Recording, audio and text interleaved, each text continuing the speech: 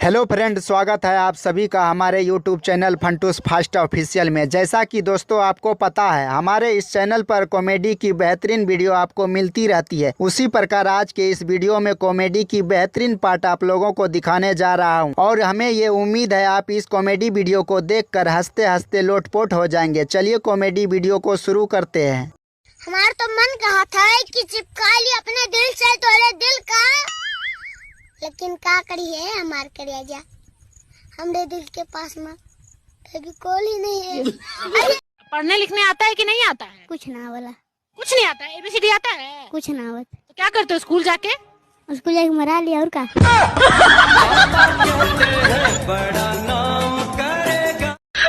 रे आए तू पहले अपना बर्थडे बहुत मनाता था, अब काहे नहीं मनाता है? अरे का कहे, हमरा दोस्त लोग बहुत बदमाश है। वो कैसे?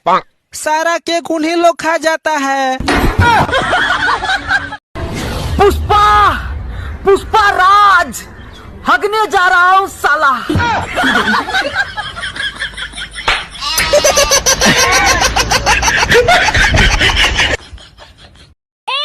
ससुर के बेटा तू कहाँ बारो हो? ये हो गई छी आ रहल छी। बाप रे हम ने दिए चंच के माइयो गे। रउआ गधा बनी गधा। अच्छा, हम गधा बनी। हाँ तो गधा के मेहरारू के का बोलल जाला? गदही। ना ना ना, रउआ देवता बनी देवता। का हाल बा साली? ठीक बा जीजा जी। तब मम्मी पापा का करत लोग? और शिकायत।